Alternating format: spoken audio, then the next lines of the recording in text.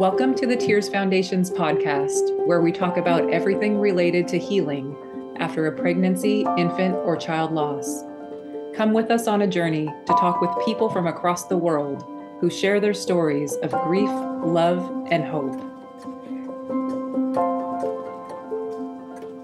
Hello, welcome to the Tears Foundation's podcast, where we talk about everything related to healing for pregnancy, infant, and child loss.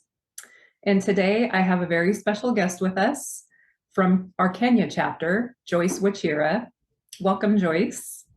And would you mind sharing with our viewers a little bit about yourself before we get started? Thank you very much. Thank you so much for having me here, Sarah. I really appreciate. So let me start by saying that conceiving Neema felt like an oops moment because she was conceived when my son was just turning 1 year. So personally, I felt that it was too soon to have another child. But going forward, I embraced her and loved her and expected her. So 10 weeks in my pregnancy, I remember it was May 10th, the year 2003. It was a Saturday. We were celebrating my son's first year birthday. And after the guest left the house, I felt a bit tired. My back was aching. And I thought it was the usual, having extra people in the house and cooking and working night. I went to bed early. But the following day, which was actually Mother's Day, I saw some stains. I saw some blood stains, and I got a bit worried, but not so worried because it didn't continue. It didn't linger even through the night. But the following day, I decided to go and see a doctor. So when I went to see a doctor, I went to her private practice because I had a personal doctor. And she told me there seemed to be something wrong. And she sent me to the main hospital to have a TVU. That's the transvaginal ultrasound. And she gave me a request form and I went. I wasn't so panicky, but I was also curious to know what's going on. So all this time I was alone and I also didn't want to cause a lot of panic. So I didn't share so much with family. And I went to the doctors and when she told me there's something wrong, she gave me a sleep. I went to the sonographer and when I went to the sonographer, that's where actually I lost it, and because I was hit by a disclosure that this was a loss. I must say that this disclosure was not done in a very sensitive way because I remember the words so clearly. She was almost like blaming me because she said something like, "What are you doing here? You are the wrong place. There is no child here. You should be at the hospital being cleaned out." That's what she told me. And I think that's when it really hit home. She wrote something on a paper and told me to take it to my doctor. So I went back to my doctor. And when I went to my doctor, she actually said something that was even more hurtful. She told me, now that this thing didn't stay, let's meet tomorrow in hospital. I clean you up. Wow. Sarah, I've come to know that many mothers have been told almost similar words, you know. Mm-hmm. Over the years, I've come to know that sadly, these are the words that mothers are told when they experience a miscarriage. Mm-hmm. Mothers really get a lot of insensitive comments, you know, at that particular point of breaking the news of the loss of your child. So that's how I lost Neema. Apparently, we had Neema. We had lost her on Mother's Day weekend, you know, and Mother's Day weekend is normally my significant date. Yeah. But over the years, I found ways to cope around that month. I found my voice in advocating for better bereavement, perinatal loss support and compassionate bereavement care. So I do this work in honor of Neema. And like all of us at Tears, it's a pain to purpose story. Yeah. And yeah, that's the story of Neema and my loss journey. It can be longer than that. Yes, thank you for sharing that. And yeah. What a painful experience to not only have lost her, but to have the harsh comments and the lack of support. How did you cope after you lost your baby? To be very honest, it took me very, very many years to get to a place where I can use the word I'm coping, because perinatal loss is so, it's so invalidated. And I thought it was me who was doing it the wrong way. I needed to move forward and forget about it. So I don't think I coped, but I kept struggling whether I was normal, because what I was feeling is not what people were saying. People were saying, you'll get another one, just forget, just move on. And I wasn't able to move on. I wasn't able to remove my thoughts from what has just happened. I wasn't able to get to a place whereby I'll be allowed to talk about it.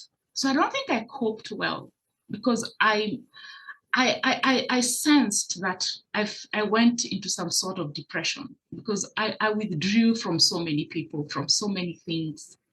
Yes, so I sank into something I wasn't aware of until many years later. Mm-hmm. Yeah, so I don't think I coped then, but I think when I knew better, I did better. I grieved Neema. Many years later, I did what I needed to do, and I think I coped with that many years later. So what I do that is just turning the pain I had into love and into memories with the work I do. And I think that's something that we've learned as bereaved parents, is that it's never too late to start grieving, right?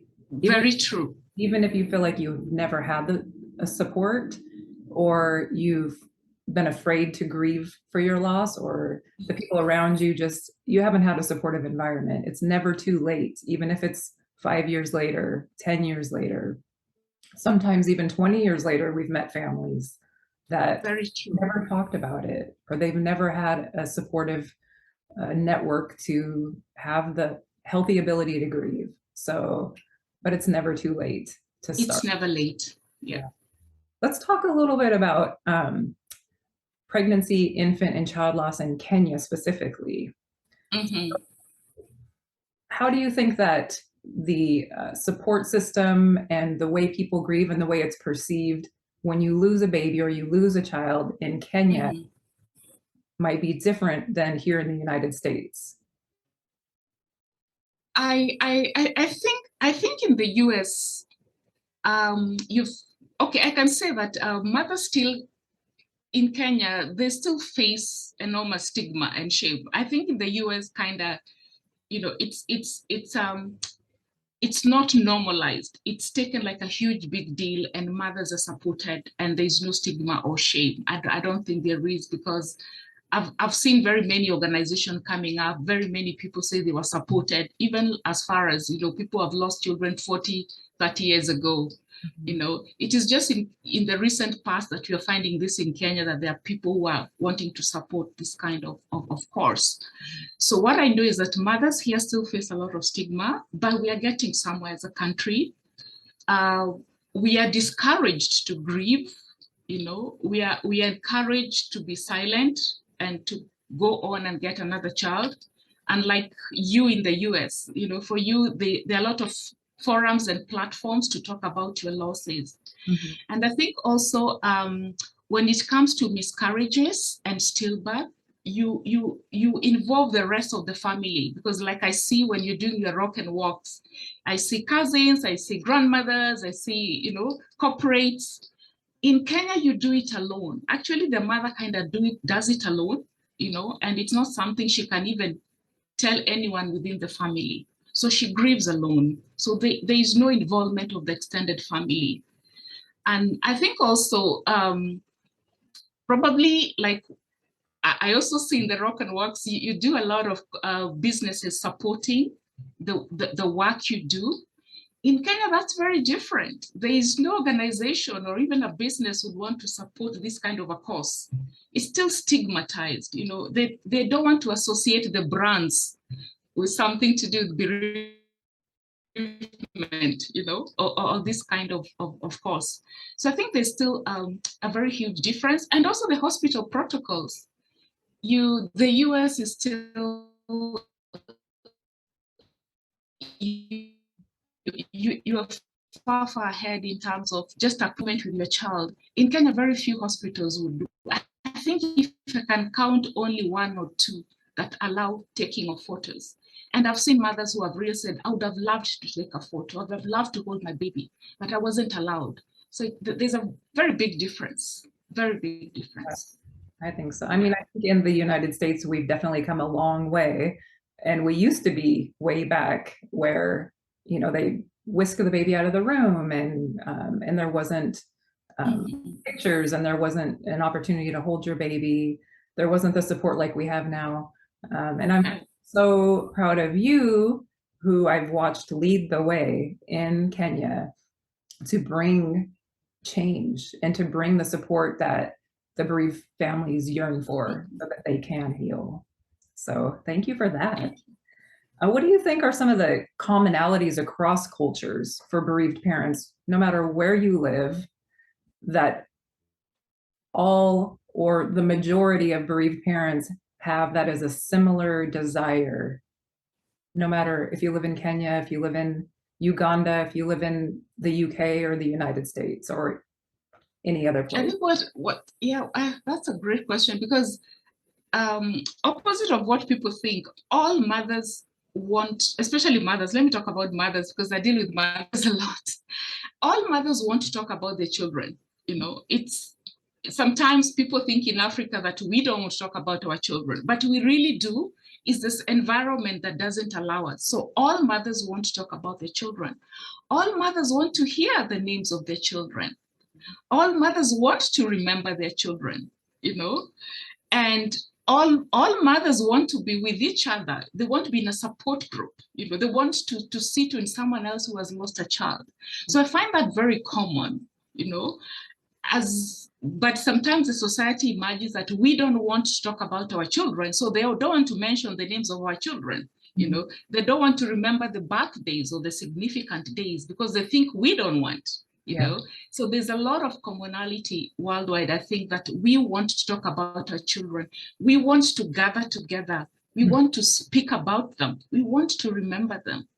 Yeah, so I think that's very common across cultures. We want to not feel alone. Yes, we want to meet up with it. Yeah, good in our grief and to be supported and to not be silenced, right?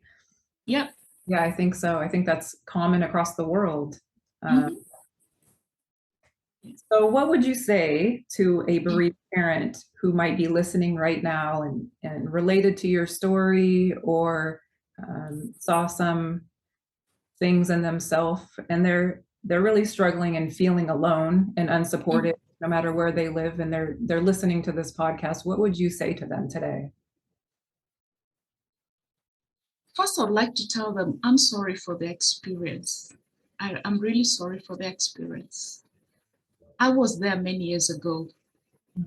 I want to tell them that they are not alone, that actually there's support out there if only somebody would have the courage to reach out.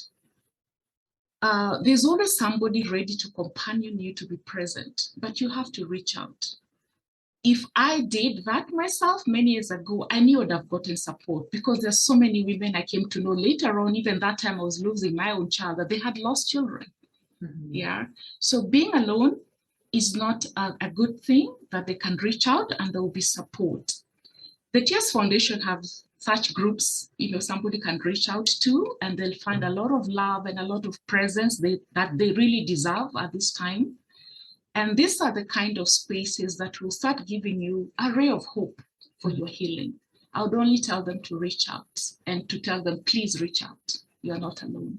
Absolutely. And the Tears Foundation has chapters across the United States and other parts of the world. We have virtual groups and we have individuals who can talk with you if you're not ready to be in a group. Whatever it is that we can do to support you, there's a whole network of us across the world, so you don't have to be alone.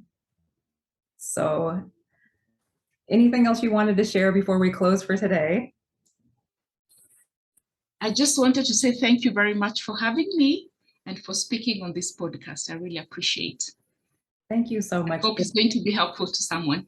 Yes, and for all of the change and the wonderful support you're bringing to Kenya, we have our Center for Child Loss in Nairobi. You have many activities and groups and things for families to come and receive support in Kenya. So they can reach you. What's the best way to reach you if a family in Kenya is watching this? If there's a family in Kenya, we are on Facebook, the Tears Foundation Kenya chapter. We are also on email, Kenya chapter at thetearsfoundation.org. And I'm also a telephone call away, and mostly a WhatsApp would work for me. And I can give my number, 0723 66 1937. I'll repeat that again, 0723 66 1937. I'll be glad to support you and work with you that journey. Thank you so much, Joyce. And thank you for sharing your precious child with us too and your story. And we hope that this helps someone else. Thank you for joining us today. And we look forward to the next podcast where we talk about our healing journeys.